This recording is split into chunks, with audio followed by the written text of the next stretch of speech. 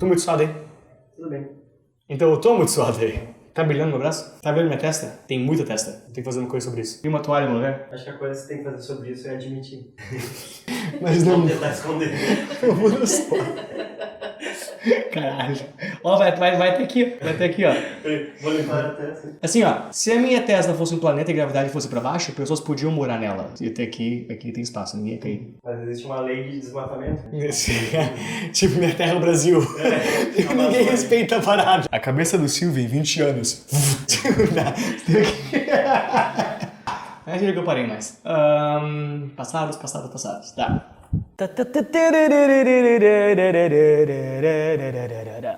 Senhores, segunda parte do Present Perfect sem mais demoras, porque eu já demorei demais. Here we go. Dá pra cortar? Não, tudo bem, mas não vai ser jazz, tá vendo? Várias vezes no Facebook, facebook.com/DesMrMaia, ou no YouTube, eu ouvi várias pessoas falando o seguinte. Eu li várias pessoas falando o seguinte. Mas eu não consigo pensar em game jogado como half played. Minha professora de inglês falou que eu joguei a half played. Então esse professor não sabe o que está falando. Bem, a segunda parte era exatamente pra isso, tá? Pra falar sobre os usos normais dessa mecânica. Se vocês não assistiram a primeira parte, ela deve estar aqui, ou aqui, onde o Mr. Borba quiser colocar. Ela fala sobre o fato que o verbo have, quando estiver do lado do verbo no passado particípio, terá superpoderes. Isso fará com que ele numa pergunta fique antes do sujeito e fará com que ele possa negativar a si mesmo, virando haven't ou hasn't, se for um verbo que ele ou ela o faz. Eu tive que usar tem jogado, tem trabalhado como exemplos, porque eu queria que vocês vissem a verdade nua do have do lado do verbo no passado particípio. Mas quando nós falamos em inglês, as pessoas que acharam problema nessa lição, digamos, seriam as que estão corretas. Nós realmente, ao nosso falar, usamos essa mecânica do have, junto com o verbo no passado particípio, para denotar um passado simples. E essa é uma das coisas que nós vamos falar hoje. Já rolou a introdução, né? Então, vamos continuar falando só pode ir pra próxima cena, né? Próximo corte, né? Pense numa frase no passado. Ou melhor, eu vou ajudar você. Pense em eu corri.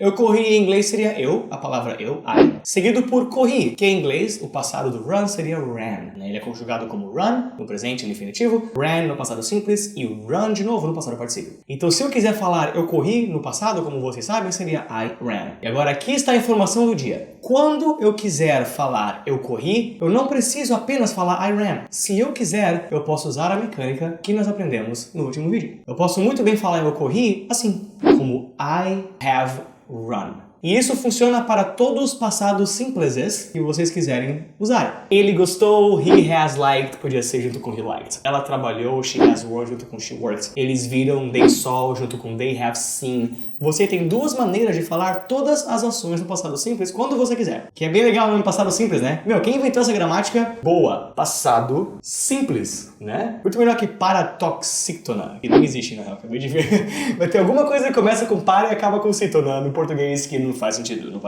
E a pergunta que vem naturalmente com a implementação dessa regra é o seguinte: mas qual que é a diferença? Porque vocês não viram um outro vídeo que eu falei sobre o fato, em algum lugar aqui. Podia muito bem não ter diferença, tá? Eu podia brincar com o meu inglês e falar que eu joguei I played igual I have played, sem diferença contextual. Seria possível isso, porque isso acontece várias vezes no inglês. Nesse caso, existe sim uma pequena diferença, mas ela não é lei, já que o inglês, como todo idioma, é uma coisa fluida e pessoas vão reinventando ele todo dia porque ele é ditado pelo povo que o fala. Hoje em dia, a diferença que eu vou mostrar pra vocês agora, entre I played, digamos, I have played, he ate, he has eaten, não é lei, mas pessoas ainda usam ela bastante para expressar exatamente o tipo de frase que elas querem.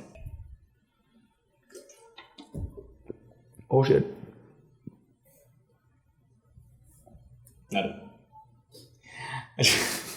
Essa diferença que algumas pessoas usam ao separar o I played com o I have played e o and com he has gone seria como segue. Quando na nossa conversa, ou na conversa do orador, existe a ideia de que a ação em questão foi feita num certo dia, quando ambos sabem que a ação foi feita quinta-feira passada, ou que nós estamos falando sobre algo que ele fez em 2012, quando sabe-se do momento no qual esse verbo no passado aconteceu, aí eu uso o passado simples. Como por exemplo, eu fui para a festa ontem seria mais popularmente dito como I went to the party yesterday. com o verbo no passado simples. Por quê? Porque tem a palavra yesterday. Então tem alguma dica, ou melhor, uma total exemplificação ali no momento do qual a ação aconteceu. Se eu falo ele viajou em março, he traveled in April. Eu não diria tanto he has traveled in April. Essa versão seria se eu quero falar que ele já viajou para a França. Quando? Não importa. Eu só quero falar que ele, em algum momento da sua vida, viajou para a França. Nesse caso seria he has traveled to France. E quando eu falo ela já jogou Batman,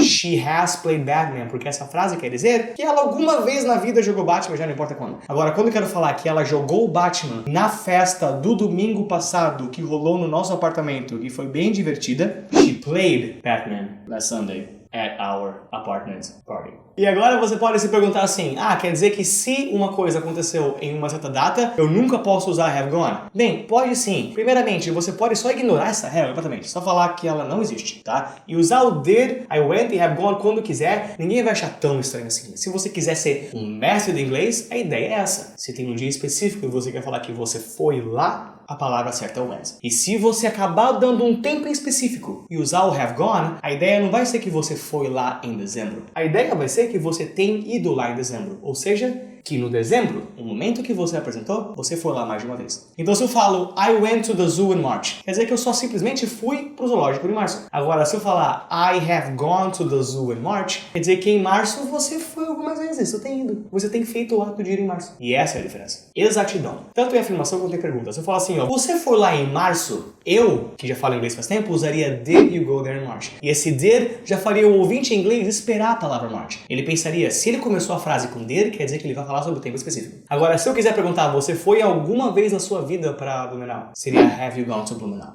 E essa é a diferença.